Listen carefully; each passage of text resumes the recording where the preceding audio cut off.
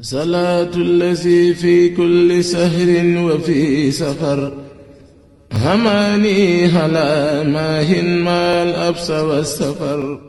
الحمد لله على العقائد والفقه والإحسان للمقايد.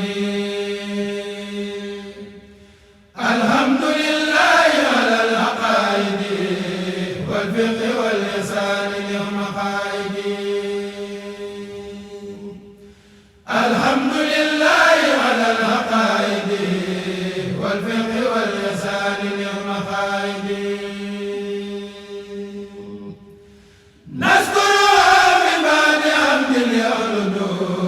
وفيه بالمختار يسوع خلد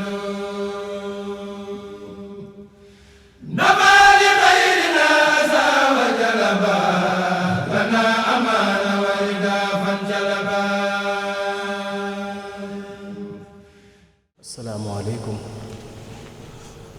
السلام عليكم ورحمة الله تعالى وبركاته. ñoo ngi nuyu mbokki muridullah yi fi teew yépp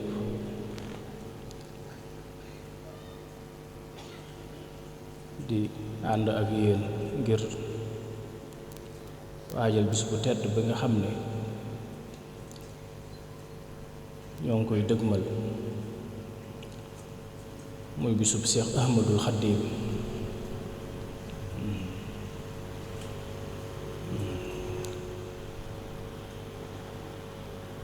mu doon ci sant boroomam subhanahu wa taala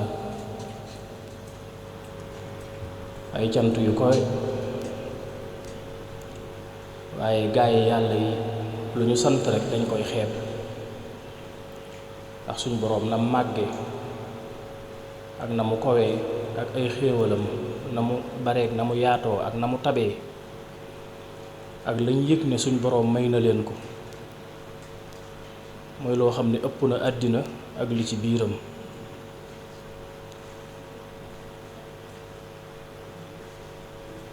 bu ñu koy xool mu mel ni géej goo xam ne du jeex loolu mooy tax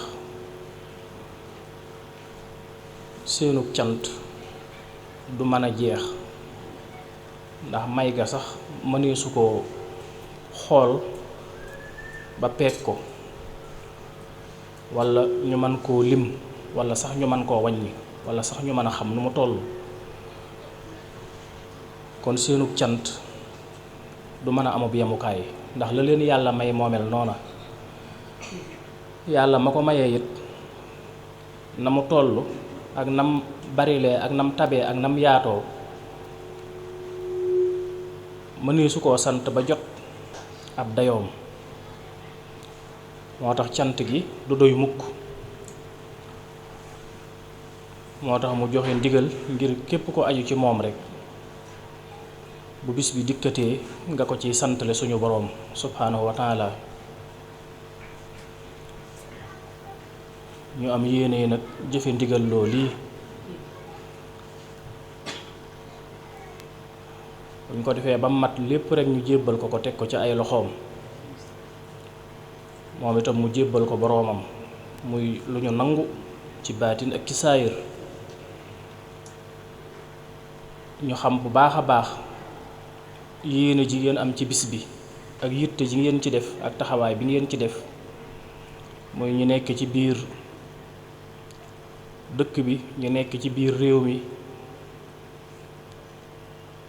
muy Ndakaaroo ak yeneen gox yu ci des yépp rekk ci biir réew mi ñenn ñu ci nekk rek feeñal nañ seen yéene ci bis bi def ci itam seen yitte ak itam ñi nga xam ne ñoom ñoo nekk bitim réew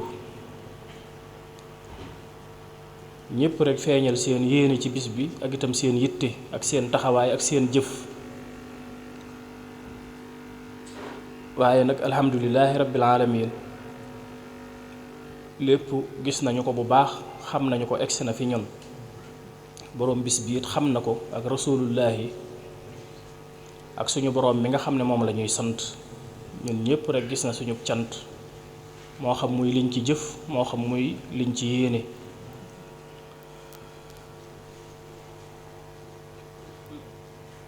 suñu boroom yóbbuñu ca ak jàmm te kàttanal ñu, dëgëral ñu, dooleel ñu bañ man ko cee jaamu gu mu gërëm te lépp dëppoo sunna sa rasulullaahi ak ndigalal sayxul xaddiim.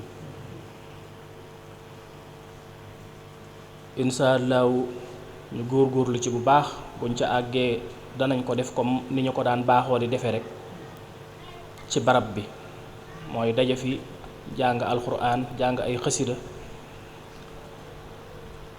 def itam ay xitma ak ay bernde ak i àddiya ak ay fàttaliku yu am solo yoo xam ne dana gën a dundal xol yi ak xel yi ak ruu yi, loo xam ne dana gën a yéegal himma yi ak xaal yi, yokk itam yitte ji ci suñu boroom subhanahu wa taala. nañ ko daan baaxoo di defee itam bu ñu eggee ci ne màggal gi suba la, ku ko man mu def ci junniy faatixatul kitaab, ku man juróomi téeméer baax na, ku man ñetti téeméer baax na, ku man téeméer sax baax na, wala juróom fukk lu jàppandi rek. niki noonu itam ci bisub màggal gi ak buñ màggalee ba ca suba sa. lim yooyu ñu wax bu ci jàppandi rek ñu def ko àddiyee sayxul xaddiim,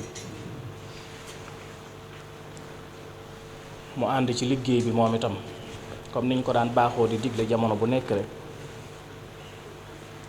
ndax faatixatul kitaab dafa am solo lool ci ñi nga xam ne dañ leen di ñaanal ngir suñu boroom yokk seen leer te taas ñu ci seen barke.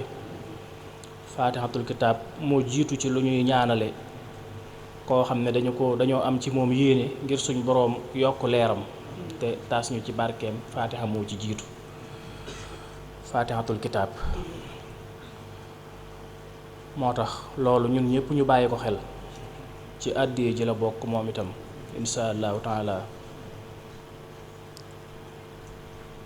jiital nañu ay jëf yu am solo, te it yeneen jëf yu am solo dana ci topp,